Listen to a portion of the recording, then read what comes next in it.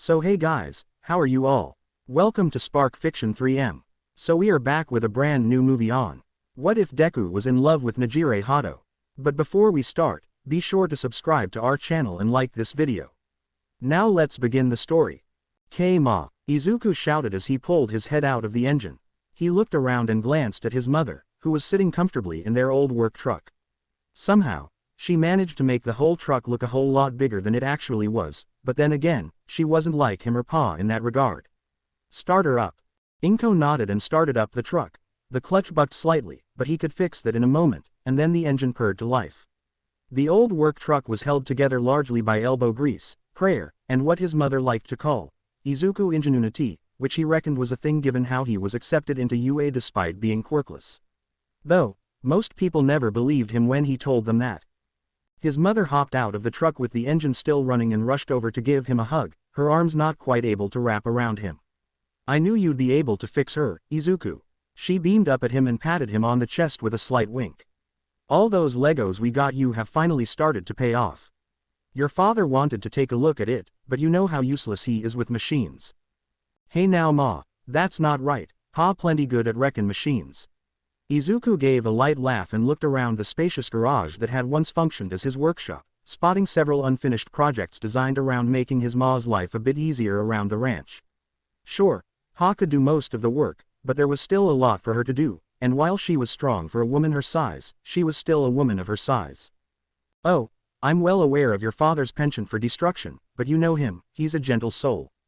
It's why he insists on taking care of the cattle himself. Inko gave a short sigh and shook her head, her long green ponytail swishing like a stubborn horse's tail. She clapped the truck with a smile and gestured towards the trailer filled to the brim with produce. Now I can make it to market day while the gettin's good. Might even make a donation to UA so they give my baby boy some of that preferential treatment. Inko gave him a sly wink that made her look like the troublesome mischief maker of her youth. From the photos that Isuku had seen, his mother had been a delinquent. Mitsuki, whose house he was staying at in Tokyo for school, had confirmed that on multiple occasions with photos, a promo video, and even a gangster tattoo on her back. Whether or not his mother may or may not have a tattoo was a mystery that Isuku was quite content to take to his grave. You know Ma, he let her name drawl off of his lips for a moment as he tried to think of the right words to say. If it's too much for you and Pa, I can drop out and help out around the farm. Hell no, his mother's rebuttal was swift, sharp, and final. You are far too smart to be wasting it on farm equipment Isuku, that funny little rat from UA said so himself, so if me and your father have to work a little harder, so be it. But Ma, what, you got someone bullying you down there. You're at a hero school, who the hell would bully you there? Just sick Mitsuki's boy on them, Katsuki's like an over-caffeinated yappy dog that will actually tear a fucking ankle off if you're not careful. Inko let out a sigh and looked towards the spot where a tree once stood. Said tree had been an old cherry blossom that had meant something to someone at some point and went up in cinders when Katsuki got just a bit on the ornery side of things. It wasn't intentional, the boy just had some anger issues, and the fact that Isuku was just a year older than him seemed to piss Katsuki off. But, they were technically friends, because while Katsuki wanted to be a hero, Isuku just wanted to make things to help people. Well, that and swing a big-ass hammer at villains, but he technically wasn't allowed to do that. Yet, no, most of my classmates are real nice Ma. I get along with most of them, and this year Majima-sensei is giving me the keys to the workshop. Good, Inko spun and wagged her finger at him. Now, no more talk about you coming home to work on this farm. Help me load up, and I'll give you a ride to the village. Yes Ma, despite being among the smallest of the critters on the farm, there was little to no doubt that his Ma was the one in charge. Only the goats argued with her. That's right, now, provided nothing else breaks down, me and your father included, the next time you're here you best bring along a girlfriend. Inko opened, slammed, and shut multiple items as she spoke, but the words carried with them a clear ultimatum that he was to have a girlfriend the next time he came home or there would be nothing on this green earth that would stop his mother's disappointed scowl. She might even beat him with a sandal. What, a girlfriend? But, it's not that simple Ma, most of them are city folk, and I'm. Besides, there was already a certain girl he had his eye on, an amazing, kind, cheerful woman that he had only seen glimpses of from time to time. There was the sports festival where she flew through the air like a fairy, the beauty pageant where she dazzled them all with her stellar moves, and a few glimpses in the lunchroom when she got excited and flew off. "You have the biggest heart there, Isuku." His mother scoffed and looked him in the eye. She placed a hand up onto his chest and patted softly right above his heart. "Likely literally. You are sweet, handsome, and what's her name?" "Huh?" Izuku asked, looking down at his much smaller mother. He didn't realize he had been smiling just then. "What is her name?" His mother tapped her foot on the ground between each word. "Lucky," his mother's favorite horse, neighed in agreement. "Don't you play coy with me, Izuku mi Duriya." She spoke his name like each syllable was its own word and looked at him with a wry grin on her face. "You were thinking about her right then, weren't you?" Yeah, then tell me her name." Izuku stared at the trailer hitch as he fastened it into place. His own belongings had already been placed into the back of his mother's truck. There was a lot less there than when his mother first drove him all the way to Tokyo. He shrugged. Well, if he couldn't tell his own mother who he had a crush on, he might never get around to telling anyone. "Nejire Hado. That's a lovely name." Inko smiled and hopped into the truck. "Now go tell your father goodbye." 4x. In May's opinion, orientation was boring. And worse, classes were boring. She had to sit through terrible things like English, and history, and art, and math, and so many other classes until she got to the fun part of the day. How on earth were her teachers expecting her to sit through several boring hours first thing in the morning when there were babies to be made? There was no way she'd be able to stay awake through all that, especially not with the promise of being able to make some really high-quality babies. She'd been stocking up on ideas too. There was a physical need in her body that was manifesting itself as an itch in the back of her head that was telling her that she absolutely had to make something as soon as possible. Or, it could just be that she hadn't taken a shower in a while and the filth was getting to her. Either way, that certainly explained why her classmates were avoiding her. But that didn't matter. What mattered was what they thought of her babies. But to do that she needed to survive until the afternoon where her sensei, what was his name again, would take them to the workshop. Wait, what happens if she didn't get to make something? That was how this was going to go, wasn't it? Her sensei was just going to show them the workshop and go over rules and other junk that the rest of her class needed to hear, but she didn't.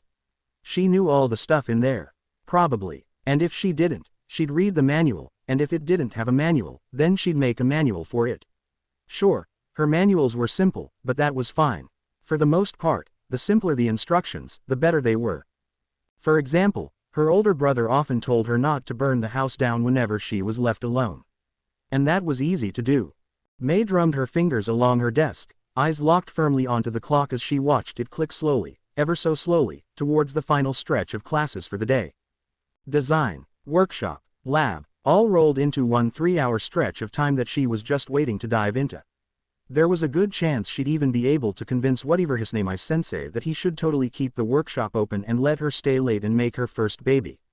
She was so creatively constipated that her first real support item was probably going to be the best thing ever. Maybe she'd be able to live in there. All right, class. Whatever his name is sensei tapped on the podium with a large metallic claw and then scratched his own chin. Was it normal for their sensei to be shirtless? Since today is the first day of class, we'll be going over the basic functions of the workshop, and more importantly, safety protocols. Boring. Sensei. May stood in her seat and held her hand up. Will we be able to make something today? Whatever his name is sensei glared at her for a moment before he nodded. The workshop will be open after class if you manage to pass the safety test. Easy. May was at the front of the line as she followed their sensei to the workshop. Well, one of the workshops at UA. There were a few depending on the needs. There was the general mechanic workshop for boring mundane stuff, the large robot workshop that was for 3rd years and up. Then, there was her ultimate goal, the gear workshop where students and teachers alike created support items for heroes at the request of students and teachers alike. And from there, she'd be able to get her foot in the door as up-and-coming heroes would use her gear. And then marketing would see her and she'd be able to sell her babies to them and get lots of money to make more babies so she could get even more money for even more babies. And then she'd retire, build a giant robot, run out of cash, and then start making babies again from ground zero. Repeat until dead. Her brother was both impressed and concerned by her life plan. Her former teachers were mostly just concerned. She had to remove the part about going to the moon and creating robots that could mine asteroids in a timely manner. But those were still a part of her plan. May could barely contain her excitement as they entered the workshop. It took all of her willpower not to dive into the component cabinets, grab the welder and the plasma cutters, and start working on some babies. Alright, welcome to the creation station. Whatever his name is, Sensei began a long spiel about how they were going to be using this area for projects and other such things, but May was too busy focusing on all the different tools she was going to be able to use in the near future. They had a fabricator here. Ah, and before I forget, whatever his name is, Sensei clapped his metal hands and opened a back door. Isuku, come on out, you need to introduce yourself. A large green-haired man stepped out from the back room. He dwarfed her by a lot, and just one of his large muscular arms probably weighed as much as she did. A farmer's tan could be seen on his arms despite the fact that he had on a tank top that left his broad and mountainous shoulders exposed. With a casual motion, he pulled off the large gloves on his hands and placed them on a table. Then his smile lit up the world. Pleasure to meet y'all. I'm Izuku Midoriya. I help Majima-sensei in the workshop. I hope we can all get along. She knew that Izuku was talking to everyone. But, it really felt like he was talking just to her. After a moment's consideration, her ovaries decided to explode, taking her plans for the future along for the ride. May stared at the bed that dominated her apartment in Tokyo. With a light tap of her foot, her apartment door shut tight behind her. The sound of her auto door locking baby activating behind her did put a light smile on her face. She took 2 steps forward and allowed her book bag to slide from her shoulder as she slowly undid what remained of her school uniform. It was only her first day of class at UA and already she was more tired, physically and mentally, especially mentally, than she had ever been. Normally she felt like she could keep going forever and ever when it came to making babies and just in general. But, today, she had met him. Izuku Midoriya, a 7-foot-tall second year that looked like one of his well-muscled arms could weigh as much as she did. He was also great with machines, really great with machines. Some of the babies he was making had inspired her to make new and exciting babies that made her previous ideas look like a motor hour. He was also nice, just so nice that it actually mattered. May stared at her bed for a moment and heavily debated the idea of actually going to bed early for the first time in her life. With a grunt, she slammed her face down onto the mattress and embraced the feeling of her still moderately clean sheets. She could almost still smell the industrial levels of detergent that had turned the once blue sheets into a murky gray. With her free hand, she stretched back and plopped off her boots with as little effort as possible, which ended up being more taxing anyway. In theory, today had gone great. At least, once she had gotten through classes and had been allowed into the workshop. Wata's name Sensei was very instructive, and Izuku even more so. Not to mention there were so many wonderful babies she could make at UA. There was just one, small, itsy-bitsy, tiny, problem. That just so happened to be the size of a barn. And that problem's name, Izuku Midoriya. Specifically, his everything. He. May let out a moan and kicked her legs as she buried her face deeper into the blankets. He was so distracting. It was so hard to focus on anything that wasn't him, and his damn smile. Not only that, but there was something about the way that he said her name that made her stop functioning. Legs, arms, mouth, everything just turned to goo. Her cheeks felt warm, and her heart beat fast, all the while she couldn't stop looking at him. Just thinking about him now was making her chest vibrate. No wait, that was just her phone. With far more effort than was necessary, May flopped onto her back and watched as her phone slid free from its pocket and nestled into her neck like an overly affectionate rat. After letting it ring once more, she picked it up. May Hatsume, future leader of support item technology speaking. Yo, May Day. Her brother's usual bombastic voice did not lose any of its oomph over the phone. Greetings from Kyoto. Everything's fine over here, the workshop is still going great. But how are things over at the big UA? It was your first day of class, right? How were the teachers? Did you make any new friends? May Day, you there? Did you forget to eat today? I ate, though she was hungry again. Sorry Otto, I'm just out of it. What, was class that rough? Otto asked, the sound of someone grinding something followed by a door shutting behind him carried over onto the phone. Not really, everything was pretty boring. May stared up at her ceiling for a few moments. She should make a baby that would start her ceiling fan for the summer. Or, she should make a baby that was her ceiling fan. Or she should focus on making more useful babies for heroes. So many choices.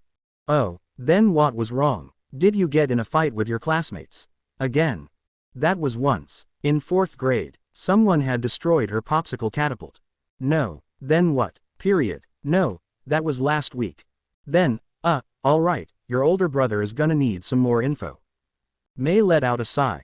Well, classes were boring. Like always, I didn't really pay attention because I was so excited for getting my first look at the UA workshop. And then, she paused and bit her lip. Did you get detention for not paying attention? No, she let out an exaggerated noise as her stomach made a loud unhappy noise. I went there with my class and it was great, but I kept getting distracted by Isuku. Who's Isuku? My senpai. He's like a helper at the workshop and I think he's kind of in charge of the place when sensei isn't there. He has a key. And how was he distracting you? He wasn't flirting with you, was he? Flirting? I don't think so. Basically, it's hard to focus on anything besides him. Her brother paused. In what way? She shrugged. I don't know. It's just that whenever he's around I want to look at him, and my face feels warm, and my heart feels all funny and my tongue doesn't work and I like to look at him. Wait, she said that twice. I see. There was a pause. Mei, her brother asked in a stern voice. She asked, still thinking about what was the proper shade of green to describe Isuku. Just regular green would pretty much cover it, but that was lazy. Maybe a jade green. No, that wasn't quite right. Verdant green. Oh, she knew. Plaid, with the two primary colors being forest green and jade green. I think you might have a crush on Isuku. Oh, she blinked. She knew what a crush was. She had heard some of the girls in her old classes talking about it from time to time, and she even had been told that someone had a crush on her at one point. A crush was when someone had romantic feelings for someone else. The boy had a crush on her because she had big boobs. And she had a crush on Isuku because he was giant arms, a hand that could pick her up and throw her over his shoulder like she was a sack of potatoes, a smile that made her heart make weird noises and a cute accent that just drew her in. Not to mention the fact that if she was aware of him, she was hyper aware of him. Okay, she replied slowly. What do I do with it? No idea. I never even asked any of my crushes out. Her brother gave a great big sigh. Well, you're a smart cookie, Mei. I'm sure you'll figure something out. And if this Isuku guy ends up breaking your heart, call me up and we can make a knee-breaking robot. Mei stared up at the ceiling as the call with her brother came to a close. So, if she had a crush on Isuku, then the only thing she had to do was tell him about it. That sounded easy. 4x. One time, when she was a small grease-covered child that many people labeled as a grease monkey, Mei had encountered a beautiful rust-covered machine. She wanted to take it apart, take it home, and try to make something out of it. But, the nut on it was so rusted on that it had practically become one with the machine itself. In order to remove that nut, Mei not only needed Otto's help, but several dozen chemicals, a buzz saw, a power wrench, and a metric fuck-ton of elbow grease. Point being, removing that nut with nothing but her left butt cheek would have been easier than admitting her abrupt feelings towards Isuku. So far, all she had managed to do was make a vaguely squeaky noise in his general area. Well, if she couldn't confess for whatever the hell reason was actually stopping her from being able to do just that, then she needed to just focus on her work. That was it. She would focus on her work and Isuku would focus on his work. And they would both focus. It didn't matter if there were a dozen other people sharing this same space with them, but it was all good. Even if she was mildly panicking right now just by being in the same room as him. Not to mention what the hell was up with her response when he greeted her. He said hello. She said PWAPUFDW, which was just a gargled mess of ideas and concepts that she attempted to say all at once. Isuku just gave a light laugh and apologized for surprising her. Focus. She needed to focus. What was the first thing she was going to be building? Hover boots, grappling hook, battering ram, net gun, a robot that could confess to Isuku for her. She slapped her cheeks and shook her head. The first one. She ambled over to a design station, which was a large tablet that was filled to the brim with programs to help her design her future projects. It had everything from a blueprint design to inventory and even a special order program that could get materials the workshop didn't have on hand. So much nicer than using her brother's phone to order stuff and designing with a notepad. It took her roughly 2 seconds to figure out how exactly the tablet functioned and another 3 to find the stylus in the drawer. Hover boots were a simple idea. First step would be determining how much weight she would actually need to move with them. If she used herself as the basis, then it wouldn't be too large. As she worked on her project, she once again became hyper-aware of Izuku's presence in the room, in part because he was standing right behind her. She glanced back and caught a glimpse of his curious smile and could hear the gears in her mind grind to a screeching halt. "Hi there, May," he said her name in that slightly off way than everyone else that just made her want to wiggle. He looked at her tablet and smiled. "Whoa, you got the design process down. When did you start that project?" She could hear the static of her brain trying to figure out what to say. "Oh, sorry, I guess I must be scaring you talking to you out of the blue like this." Isuku scratched the back of his head and looked to the side. "Sorry, I'll leave you to it. I started today," her mouth said so fast that it just came out as, "today." "What?" Isuku looked at her in surprise and took a step towards her and the tablet. "You did all this, since this morning?" No," she admitted and watched Izuku's shoulders slump in relief. "Since I walked in the door." "Well, I'll be a monkey's uncle, that's some talent you got there, May." He stood even closer to her and looked at the tablet more closely. "You mind showing me what you got? I've been looking for a pair of boots for my own project and yours are looking prettier than a speckled pup under a wagon with his tongue hanging out." What? And why did she want him to say that about her? Sure, she beamed up at him, and started to go through the tabs she had built up over the tablet. "This is the first iteration I've been toying with, it's a..." "Wait, first iteration, how many have you made in?" He looked at the clock. 2 hours.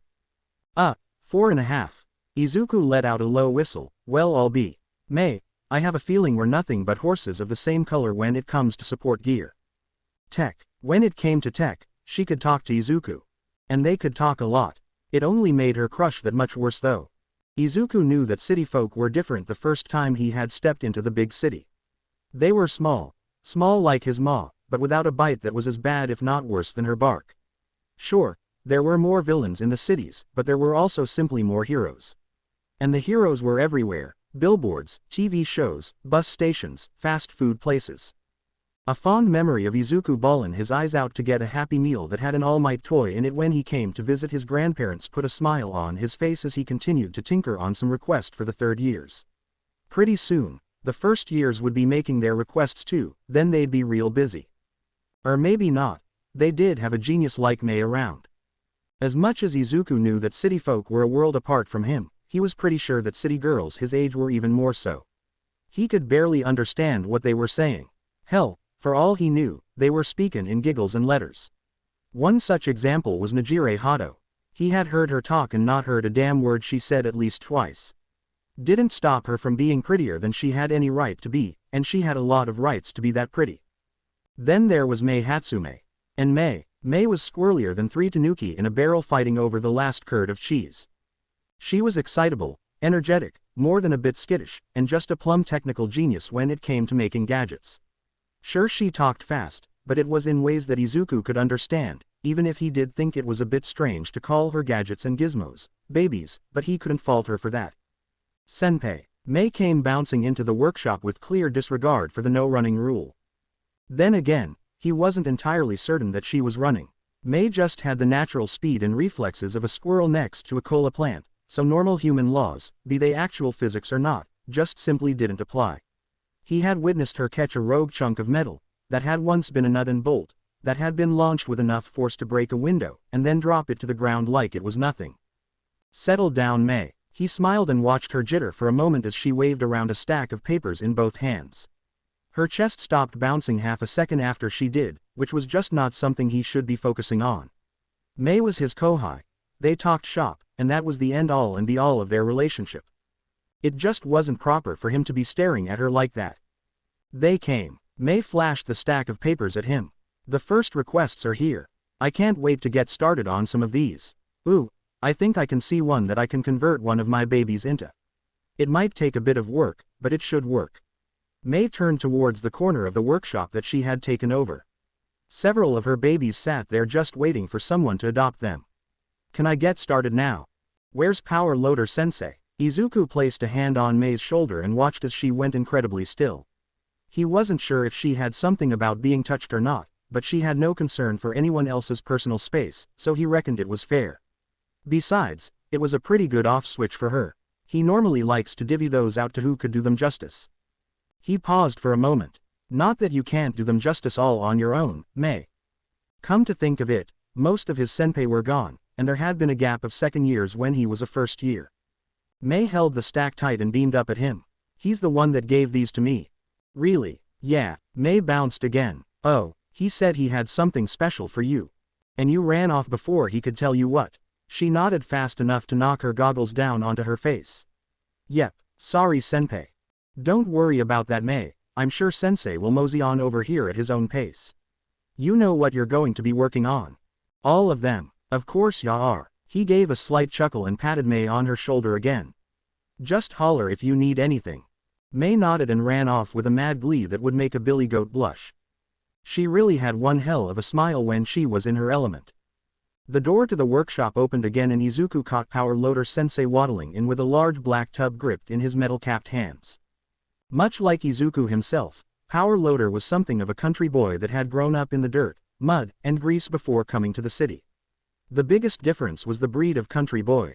Isuku was a farmer, and Power Loader was what civilized folks might call a redneck, the kind of kid that grew up in a small town where the only fun thing to do was work on cars and cause mischief. And Power Loader Sensei was apt in both those fields. Isuku. Sensei placed the container on the table and pushed them away. Materials for your next project. Isuku raised an eyebrow and looked at the container for a few tender moments, half expecting it to start moving about and lunging at him. Normally, materials were gotten after the request, not as part of the request. And most of the time they didn't come in a large plastic container. And what am I going to be making? Isuku opened up the container and found that it was filled with countless Ziploc bags all neatly stacked and organized. Curiosity bit him in the ass when he pulled one bag up and found that it was filled with dozens of off-colored chips that were curved like a crescent moon. Toenails. It's a bit of an ask, but consider this a test of your skill. Sensei gave a dry laugh and handed Isuku the request form. Mirio Tagata has requested a visor that will phase with his costume. I included the formula that was used to make his costume, but you'll have to make do with using some rather unorthodox materials. So, let me get this straight. Isuku looked at the container and saw blonde strands of hair, a powder that was likely skin cells, as well as several things no one in the world would dare call appetizing. You want me to make something he can see through that won't fall off his face? If you can make it durable, that'd be great too. Why's this sound like you're just loading me with work you don't want to do? Because that's exactly what it is. Sensei gave a toothy grin and kicked both feet up onto the desk before he flashed a second request towards Isuku. But I'll sweeten the deal for you and give this one to you. It took him less than a second to read the name and swipe the paper from Sensei. A request from Nejire. You're a sly man for making me work for this, Sensei, but you got yourself a deal. Hee. What's a Nejire? Mei bounced up next to them. Isuku gave a slight jump at her sudden appearance, but Sensei had it much worse, falling out of his chair with a metallic clank that sounded several kinds of painful. Oh, of course you wouldn't know Mei. Isuku gave a great big smile and nearly sighed when he thought about it. She's a third year now and one of the best students here, and she's something else. Come to think of it, you'd probably get along great with her. With how many questions Nejire seemed to ask and how happy Mei was to talk about her or her babies, the two would get along like two peas in a pod. Is she a friend of yours, senpai? Well, no, she's the girl Isuku has a crush on. Sensei pulled himself up off the ground and scratched the back of his head. Biggest mistake of his life was telling me about it, and now I get to abuse that knowledge so I don't have to make a mask out of boogers. Yeah, Isuku turned his attention to the box of stuff again. I can't even melt any of this down to make a plastic or a glass, what in the hell am I supposed to do? Beats me, Sensei shrugged and pointed towards Mei. See if she'll help you. So, Senpai has a crush. Mei muttered. Yeah, but can you keep that between us, Mei? I'd rather not have the whole school know. 4x. Mei stared at her laptop with a perplexed look on her face. She had a crush on Isuku. And Isuku had a crush on Nejire. So, what did that mean? And why did she feel ever so slightly annoyed? Was it because Isuku liked some girl that wasn't her? That was probably it. She had been following the internet's advice ever since she tried and failed to tell Isuku how she felt. Some tips were really basic, like bathing regularly, while others were impossible, like putting on makeup. Apparently eye contact was huge. Well, if Isuku liked Nejire, then that meant she just needed him to like her more. It was like a competition. And to do that she needed to get information. To the internet, she quickly typed in Nejire Hado's name and found her Twitter as well as several videos of her. One was for last year's sports festival, and another was for a beauty pageant. There were a few images of her scattered around. Apparently she had done a photo shoot with some other pro hero and... oh, she could see why Isuku would be attracted to that. Mei ran her hand through her clumpy pink hair and sighed. She probably couldn't pull off something like that even if she tried. Besides, that stuff wasn't who she was. She'd just have to win Isuku over in ways that Nejire couldn't. Like with her babies. Hey Nejire. Nejire spun, a tiny bottle of milk pressed to her lips to help her recharge from hero training, and to replenish her skin after having taken a shower to get rid of all that sweat. It was a good thing she could dry her hair by sending her quirk through it. Her wave motion even styled it. She came a long way from hating her quirk because it made her sleepy when she was little. Yuyu stuck her entire body into the locker room. Her hair was a bright neon pink this month that made her look like she had fallen out of some sexy cyberpunk anime. Oh, and Nejire looked like that too. Blue and pink were so good together. Maybe that was why she liked purple. With one last gulp, Nejire let out the traditional sigh that came with drinking milk. Milk after a bath wasn't the most uncommon thing in Japan, but a lot of people didn't like the taste of milk. At first Nejire did too, but she kept at it for one very stupid reason. An upperclassman that had huge boobies told her that she got them because she drank milk after every bath. And so Nejire started to do the same. She honestly had no idea if it worked or not, but Yuyu hated drinking milk and she was. Seriously, I get it, you're busty, now stop comparing our tits and get dressed. Yuyu blushed and crossed her arms with a huff. Seriously, despite how cute you are, it's like you have a boob for a brain. Well, that's not true at all. I got lots of stuff in my brain. Like, how to beat Mirio in the sports festival, or how to get Tamaki to stop being a chicken and ask that one girl out, or how I can get Yuki to dress cuter.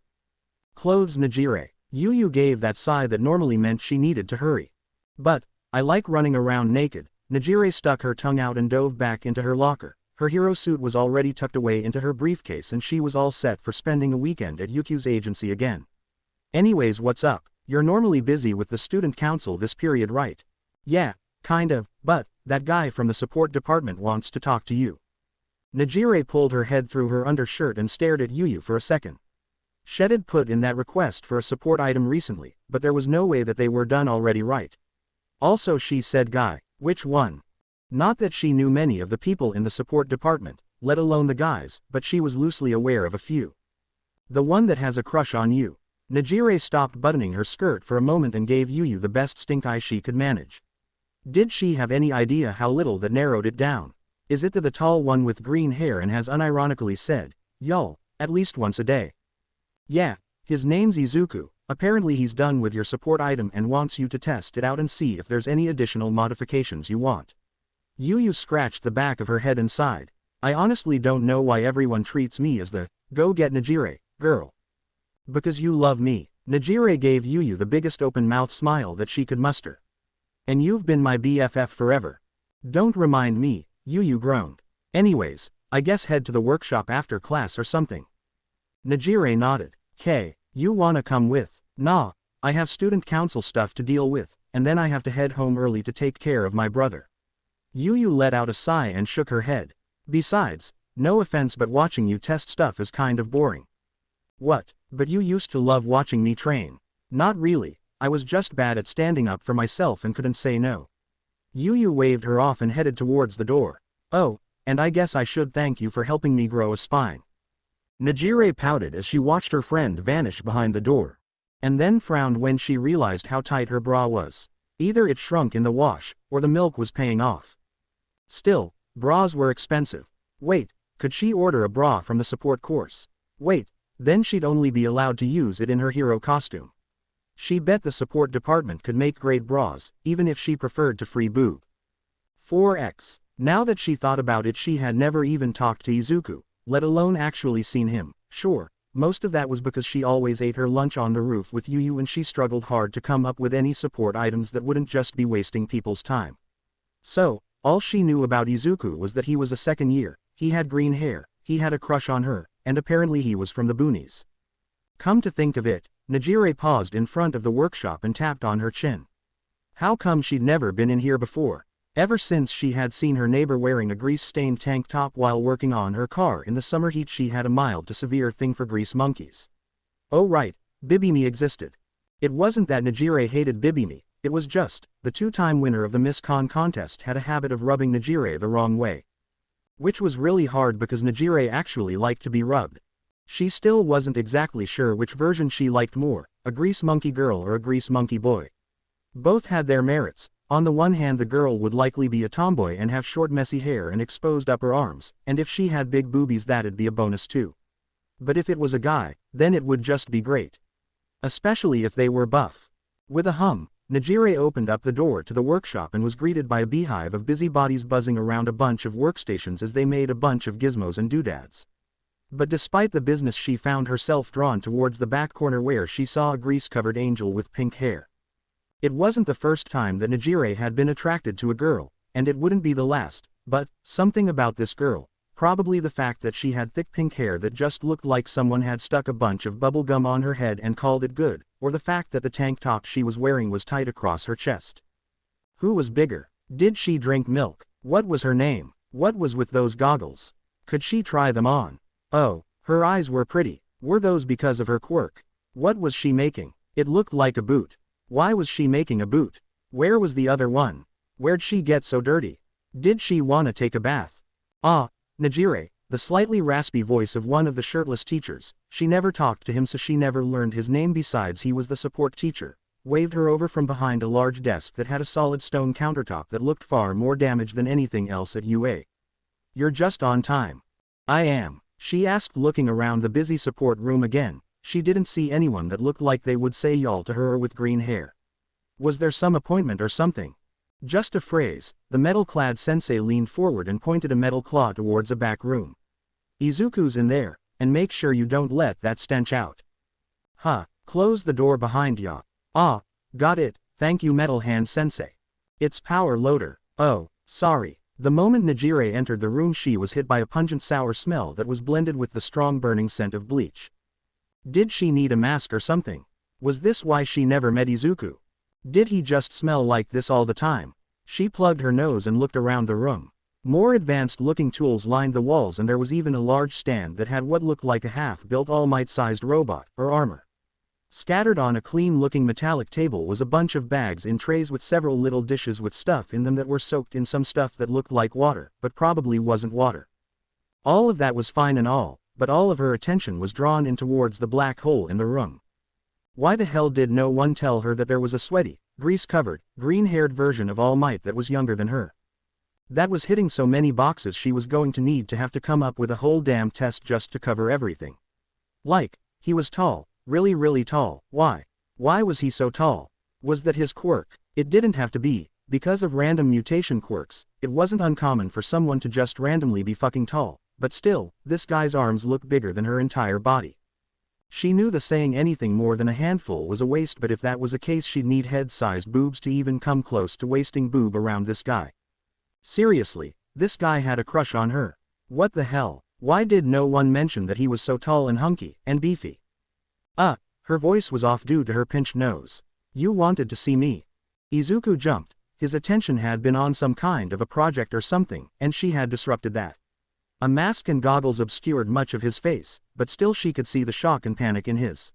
It was almost as bad as Tamaki when anything with a pulse talked to him. Nejire, you're. He looked towards the clock. On time. Sorry, I was busy and got lost in my quirk and, oh, we should get out of here, I'm sure it stinks. She barely understood what was happening before she was escorted out of the room and back into the busy beehive of busybodies. Why'd it stink in there? What were you making? What was with all of those little dishes? Were you making drugs?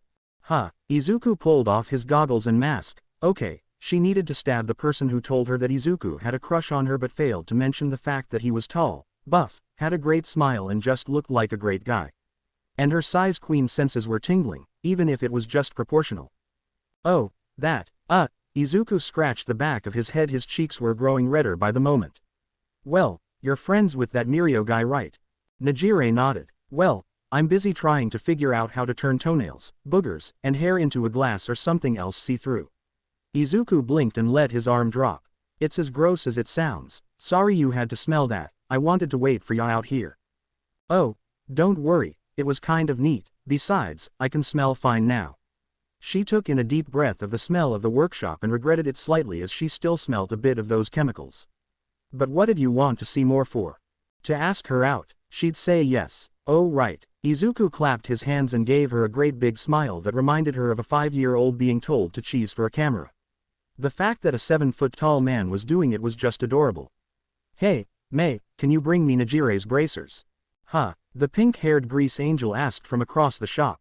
Oh, her, right. In the blink of an eye the pink-haired girl appeared in front of them holding a set of seafoam green bracers. Ooh, Nejire floated a bit and looked at them. Those are super pretty. Are they really going to help me direct my waves? Should, Izuku admitted and grabbed one of the pair. At least after some fine-tuning. That's what I wanted to talk to you about. If you're free we can start testing right away. Ooh, that sounds fun. I think Gym Epsilon is open right now. Great. Izuku laughed. Let's head on over there. Mei, did you want to come? Mei looked towards Izuku and then back towards her own project before looking back towards Izuku before she nodded. She was going to have both a big giant teddy bear Kohai and a slightly grumpy curvy as heck Kohai watch her shoot lasers out of her hands. This was going to be a great day. There was something brewing between Nejire and Mei, and Izuku found himself more lost than a hog in a bathtub in what to do about it. Sure, they were being civil, but when there was water about even a rabbit would get along with a fox. Izuku scratched the back of his head as he looked at Mei, who was switching between gathering data and glaring at Nejire. Nejire at least didn't seem bothered by none of it. Or she was, and that was why she was smiling so much at Mei. But then again, Nejire was currently flying around like a hummingbird that just drank sugar water, and Izuku ain't never seen a bird that didn't look like it was smiling. Well, save for a cockatoo that had its wings clipped. He imagined that flying was a surefire way to put a smile on someone's face. Or maybe, just maybe, that was the natural effect Nejire had on people. Especially herself. Naum. Nejire flew past him for the umpteenth time, complete with her own sound effects that were as adorable as they were childish. Many kids often gave their quirks sound effects to help them control them, and it was effective enough that even pros did it, though it was often calling out their super moves. Izuku watched as Nejire came within inches of the ground before she shot up into the air, her body bending like grain in the wind, and her long blue hair forming a wave behind her. She reached her apex, the skirt of her uniform floating up to reveal the tight black shorts she had on. Then she spread her arms and legs like she had exploded like a summer firework and let out a cheer that echoed throughout the entire gym. Flying is so much easier. Glad everything's workin', he called, barely able to contain his grin. He had put in a lot of work into those devices, a set of 4 that helped to channel Nejire's wave energy through to her hands. It increased not only her output, but her accuracy and speed as well. Nejire dove in the air, her giggles and joy echoing through the entire gymnasium, and Izuku himself felt like he was on cloud 9 with how much Nejire was enjoying his support item. Or he would have been, had it not been for the dark cloud looming over Mei. Mei, he walked over to her and took a glance at the laptop she was recording the data on. Her normally chaotically cheerful demeanor that could put a greased pig in the barn was gone, replaced with one pricklier than a briar patch. Her face snapped towards him, and she tilted her head. He scratched the back of his head. As much as he could tell when something was wrong with someone, he couldn't for the life of him find out what. Everything all right? Fine, she muttered and turned towards the laptop again. Just fine. Do you wanna head back to the workshop? He offered, glancing towards Nejire flying through the rafters of the gym. I can handle things here if you want. Mei squinted at him. It wasn't quite a glare, but it was flirting with the idea of it. She glanced towards Nejire and gave a small pout before she looked towards the laptop again. No, I'm fine. You sure? Yes. All right then. He scratched the back of his head. He had a feeling in his stomach that Mei's bad mood was somehow his fault. Did he mess up? Was he spending too much time trying to make a plastic out of boogers? Maybe he could cheer Mei up. What did Mei like? She liked bits and bobs and making babies. Say, Mei. Power Loader Sensei wanted me to head to the parts store this weekend and pick stuff up for the lab. That manic glee he was so used to dealing with appeared in Mei's eyes as she looked up at him. He was left with a choice. Either deal with a mistake he didn't know anything about, or fix the unknown mistake with a new mistake that he understood. Best to go for the one that he could actually start to fix. Wanna tag along? What's our budget? Should I take that as a yes? Yes. Mei bounced over to him, a wide smile spreading over her face while her entire body vibrated. Ooh, where are we going? I should check their catalog. Are we just getting parts? Can we get some new tools? Mostly just parts, but if you can think of some tools the workshop needs I can double check with sensei. Why did it feel like he had just let a pig into the feed? The expected budget might as well have just doubled. Hey, Nejire sounded off and floated down between them. The tie of her uniform had vanished along with her vest, and the top 2 buttons of her white shirt were undone, showing a bit of skin. She took a step that turned into a float and stood between them. What's going on? Are you guys doing something? Isuku would have to be blinder than a fat cat on a hot day to not see how Mei's mood instantly shifted back to moderately prickly, but she was still bouncing in place. Nejire saw this and started to bounce right alongside Mei. She was so adorable, and cute, and pretty, and beautiful, and amazing. Both of them were. Oh, nothing worth nothing, just talking to Mei about going shopping for parts this Saturday. Isuku smiled. Our sensei wants us to get stuff for the workshop. Oh, that sounds like fun. There must be a whole lot of neat stuff there. And hanging out with you is probably a blast. Nejire jumped into the air again and did a flip with her quirk. She zoomed right in front of him, getting right into his face. Hey, I know, we should hang out Sunday. What'd be fun with you? Lots. Oh, we should go to the boardwalk. There's lots to do there and there's a great place to eat. Isuku felt his brain freeze. Nejire Hado, the girl he had a crush on for over a year, was effectively asking him out. Was this a date? What would he wear? Was this a date? What was he supposed to do? Was this a date? He should say yes, right. Was this a date? Mei pulled his mind out of the fog by grabbing his hand and tugging on it. I wanna eat after we shop too. Mei shouted, her face redder than a baby's bottom. Huh? What? Mei? What? Well, this wasn't how he saw today going at all. Alright, sure, I guess I have a full weekend then, huh? Sure do. Nejire chirped and floated down to stand next to Mei, a proud, triumphant smile on Nejire's face. Oh, hey, give me your number. He was in a jam stickier than honey in the summer heat. And just as sweet too. Isuku scratched the back of his head and watched the cityfolk mill about while he waited for Mei to emerge from her apartment. He'd been to this place before, stayed there his first year even, but the place was a bit too tight for a person like him. Honestly, he was half surprised that Mei wasn't living in whatever space she could find in the middle of a scrap yard. That wasn't to say that Mei was a rat or anything, just more that she seemed most at home whenever there was tinkering to be done. How on earth did I go from nowhere to here in a day? He muttered and closed his eyes. Sure, he'd been invited places before from his classmates, karaoke that one time, a few dozen or so places for chow, but, to have a weekend so booked he could start a library was completely new to him. Were they dates? Sure, he had invited Mei to go on the supply run to cheer her up, but the idea of grabbing some grub after they were done was all on her, and it was brought about by Nejire wanting to hang out Sunday. He'd ask his folks for advice, but his ma would probably call him a playboy and give him a bunch of advice that wouldn't apply to either Mei or Nejire, and his da would just tell ma. And the internet was no more helpful than telling him to make sure he showered and wore nice clothes. Which he reckoned just meant clean. Honestly, he was more lost than a headless chicken in the rain when it came to crushes and the like. Sure, he had a crush on Nejire, one that kept on even after a year, she was just so bubbly and cute, but he had never had someone crush on him. And if Mei really did have a crush on him, then he didn't know what to do about it. Would Nejire know? Asking his crush what to do if someone had a crush on him would just make him a bigger ass than a donkey that got into the grain silo. And what of Nejire? Did she have a crush on him too? They were hanging out tomorrow, but was it something more? Or was he fooling himself? Was it even a crush if she was just responding to his crush? Maybe I should get sensei a ticket to a tractor show or something. He leaned back against the wall and debated on going to go find Mei or texting her to find out what's what. Or some. The word, moonshine, drowned in his mouth as he saw Mei step up towards him. Now, while he was very much aware that Mei was a woman, hell, he had even assumed that he was more aware of her gender than she was, and thought that she was cute with some curves, he had underestimated what a bit of effort on her part would do to her. In that she had gone from the natural girl he got along with like they were two peas in a pod to what looked like a clown in some heels.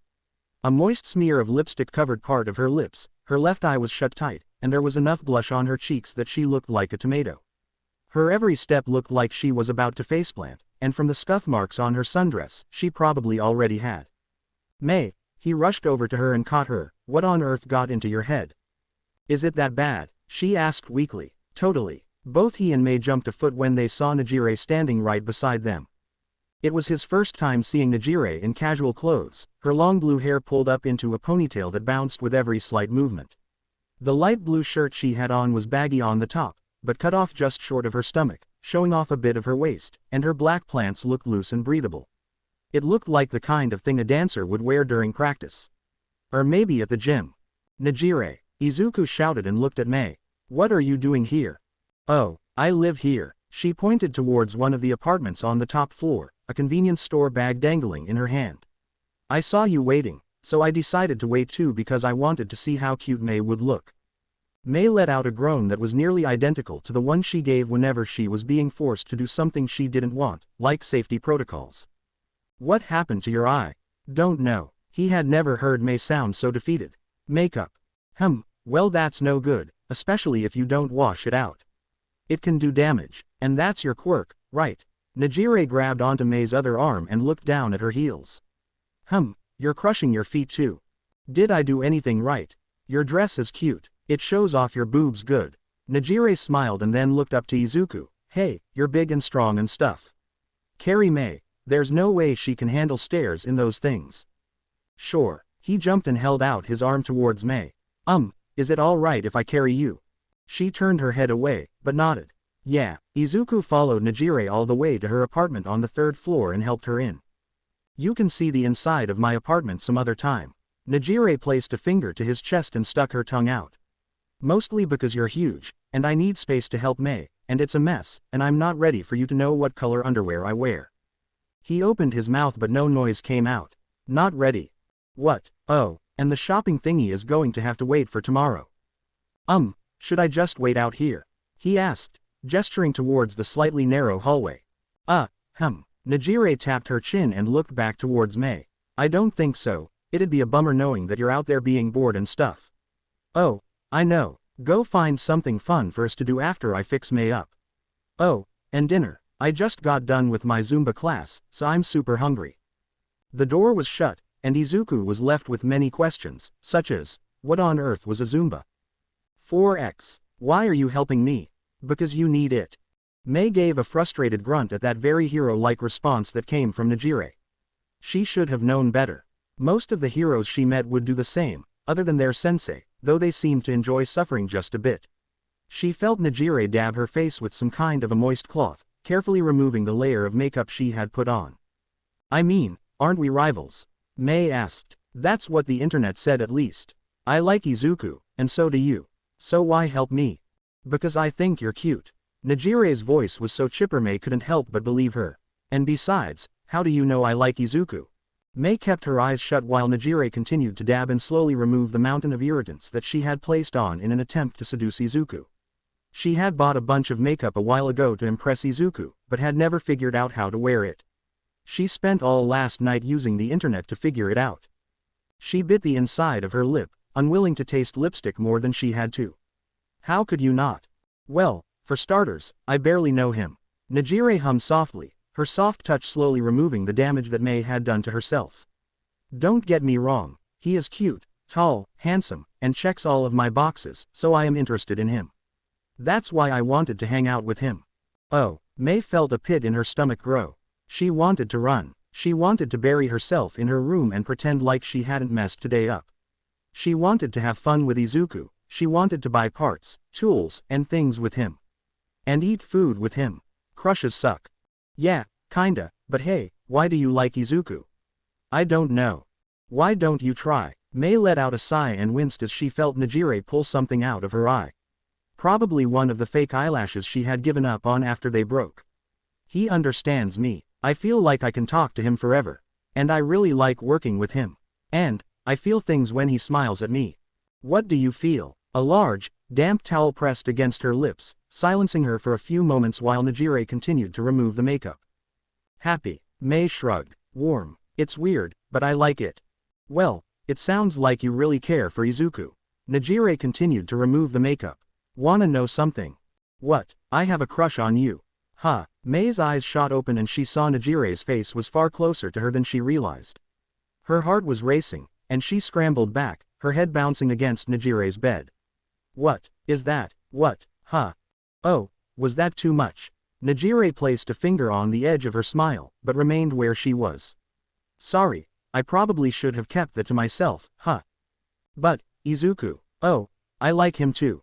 That's allowed. There are no rules for liking people, Mei, Nejire explained softly. But, why what, you, me, crush, why, you're cute when you're embarrassed. Nejire's smile turned into a predatory one that made Mei feel completely and utterly overwhelmed. But, I have a crush on you because I do. You're like a female version of Isuku, and I think grease monkeys are hot. Aside from being cute, and having really nice boobs, I guess it's just that you're neat, and I want to know a lot about you. Despite herself, Mei looked down at her chest. This was the second time Nejire had mentioned her breasts. Were they that nice?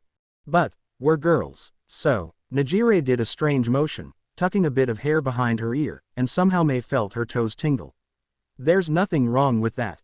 But, honestly, the fact that there were two genders and that it meant something was still something that Mei was still struggling with, and her only real coping mechanism had been to use male and female mechanical components to justify the idea. But two female components didn't work. But nothing, Nejire crawled towards her, her shirt dipping low enough to show the sports bra she was wearing while her wide hips swayed like a tiger ready to pounce. Instead of fangs and claws, Nejire pounded with the soft touch of the damp rag she had been using. You wanna know what would happen if you got a crush on me too? She was afraid to ask, but terrified not to know. What? We can share Isuku. Nejire sounded so happy. I mean, think about it. We both get a super hot boyfriend that can bench a tractor with a smooth country boy accent, and we both get a super cool and beautiful girlfriend. It'd be great. Is that allowed? There's no rule against it. Somehow, that pit in her stomach had vanished, replaced by the near constant beating heart in her chest. I got most of it off, but the rest is going to need to be washed off. Do you wanna go to the bathhouse? Nejire's smile widened. We can talk more about sharing Isuku, and each other. I think I need time to process. Nejire's phone vibrated on the table. Oh, Isuku found a place to eat. And offered to take us both to a movie theater. Ooh, he said to tell you that there's a giant robot movie playing. So where's the bathhouse? Mei asked, thinking time was over. Nejire's face twisted into one of equal parts confusion and disgust. We're neighbors, how do you not know where the bathhouse is? I mostly just shower. Oh, okay then, you're going to love it. It's pretty nice. Oh, we can even compare boobs. Why? Because it's sexy and fun. Oh, okay. There was something downright divine about a girl fresh out of the bath. Nejire was Nejire, as always, which meant she was hotter than a $2 pistol, and bubblier than any pop this side of Tokyo. Gone was the fitness look she had on earlier in the day that gave him a look at her tummy, and in its stead was something that Isuku could only describe as nice. The plain light blue shirt she had on was modest except when it wasn't, and the skirt she had on seemed intent on swaying with her every single movement. Her long blue hair that twirled behind her was still held tight by a scrunchie that deserved several medals for its efforts. Then there were those pretty blues of hers that could make even the prettiest day green with envy. They seemed supercharged, lively, and Isuku found himself hard-pressed to look away from her. Or at least, he would have been had it not been for the sight of Mei. A freshly scrubbed Mei in plain clothes was downright radiant. Her hair had gone from looking like insulation foam to cotton candy, and the rest of her was just as sweet. The black trousers she had on appeared to be hanging onto her hips as though their life depended on it with only a tied belt to provide any assistance. Much like Nejire, her shirt was ordinary, and much like Nejire's it was deceitful in its plainness. The light blue fabric made Mei's golden eyes and pink hair pop, while the dark blue gear on her chest was distorted by her lovely lady lumps. But there was something ever so slightly off about the way Mei was being Mei. She seemed more muted than normal just in the way she carried herself. It was like that brief moment of satisfaction she got after making a new gizmo but extended beyond its usual duration of time between projects. Which for Mei could be as few as 2 seconds in the negative. It wasn't a bad look for her, just different. How in tarnation did he end up with 2 crushes? He could barely even handle the one. Now that he was hanging out with that crush, he developed a crush on the girl he'd been hanging out with. What in the Sam Hickory fuck was he supposed to do about all this then? Howdy. Isuku nodded to the 2 girls as they met up near one of the best local places to eat. Some barbecue shop that was just the right mix of cheap, easy, and good. Besides, who didn't like barbecue? Howdy. Nejire jumped the last few steps towards him, likely using her quirk to float to extend her airtime. She had a great big smile on her face that Izuku couldn't help but match. Thanks for waiting. Oh, it weren't nothin', Izuku hummed and glanced towards Mei. Did something happen? Well, besides the whole makeup thing. Oh, we talked. And we went to the bath. It was a lot of fun. How was the bath fun? Well, if it was with a girl he reckoned it might be a bit of fun. She'll be fine though, I think she's still processing a lot of stuff though. And Mei stopped and looked up at Izuku, then looked at Nejire, then looked up at Izuku. I have a crush on you. Nejire also wants to date you, and she also wants to date me, and we bathed together and there was so much boob, and I think I want to date Nejire too, but she said that she has a plan that involves all of us dating each other, and I think that's a great idea. Nejire slammed her forehead. Izuku felt a headache brewing that would likely last a lifetime and a half with how things were going today. He stared at Mei, who was looking up at him like a lost puppy with a great big smile on her face, then towards Nejire, who looked at Mei with a mixture of disbelief and something that bordered on hysterical. Cooler heads prevailed. Mei, there's a proper way to handle things, Nejire said in a soft voice and placed a hand on Mei's shoulder. What's wrong with telling the truth? Mei asked. I legit can't even argue that. Alright. Izuku held up both of his hands, one for each of the petite women that took up more space in his head than a pair of tractors. I'm going to need y'all to run that by me nice and slow like, because my country boy brain ain't too sure what's what. Mei opened her mouth, but Nejire covered it with her hand. Sure, but let's sit down to eat first, alright. Nejire glanced up towards the building. I think this place has private booths. 4x. A sizzling grill separated him from the two girls that were spouting nonsense just a few minutes ago. He could barely understand one crush. And he was confident he could figure out what to do with a girlfriend if he got one. Treat them real nice, tell them they're pretty, and just be himself around them while they did their day by day. He was sure there was a whole maze of other stuff, but he'd figure that out bit by bit. But now all that was having a neat little wrench thrown into it, as both girls he fancied wanted to do something that was downright unorthodox.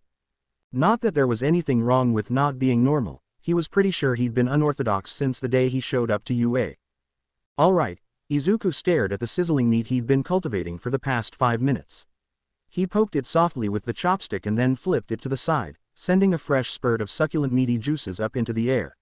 Run that by me again. Nejire wiped a bit of drool from her mouth and smiled sweetly at him. Sorry, I was distracted by how sexy you were when you're cooking. Mei grunted in response. Now look, flattery works on me, but I'm trying to figure out what the hell you two are talking about. Izuku directed a chopstick towards Mei. As far as I'm aware, just yesterday she was glaring at you like a cat that was 15 minutes early to dinner. Nejire giggled. And you, now I'm pretty darn sure my crush on you was a one-sided affair, and now out of nowhere you like me back. And then both of yous are talking about all of us dating all of us. Izuku sighed and started to doll out the meat, making sure to deliver the best to both Mei's and Nejire's plates. And this is probably the fact that I'm a country boy, but I feel like I'm missing several steps. That's Mei's fault. Nejire pointed a chopstick towards Mei. She jumped the gun with the confession. Mei shrugged. I thought being honest was important. It is, Nejire sighed, but we could have done this smoother. Alright, y'all can save the bickering for later. Izuku shoved a piece of meat into his mouth and savored its juicy flavors for a moment before he pointed his chopstick back at Nejire. So, please, explain why you want this, because I'm at a loss. Mei nodded in agreement. Nejire whined and sunk deeper into her seat. Well, it's going to sound pretty shallow from me. She poked at her own dinner before placing the chopsticks down. But there's a lot of reasons, I think. Actually, this might sound super bad, but basically, I'm physically attracted to both of you. Izuku, you're like, really tall, and really buff, and that just does things for me. Mei has really nice boobies and she's super cute, and I want to do things to her. So it's purely physical. Nope. Nejire hummed. Mei's also really interesting and I like to hear her talk about stuff I don't understand, and you're also the same way, Izuku. Nejire sat up in her seat and started to bounce slightly. You're both so passionate about what you do, it's amazing. It's really attractive and I love hearing you two talk. And you're both amazing at it too. Like I can ask you both so many questions and get so many awesome answers about amazing things. Nejire had her elbows tucked into her sides while she waved her hands about in a way that was just far too cute, even for her. And you're both nice and stuff. Like, I want to get to know you both romantically. Well, that had his heart doing all kinds of wonderful things. Okay. Nejire looked between both of them, then locked eyes with Izuku. Does that work? Does stuff include what happened in the bath? and more.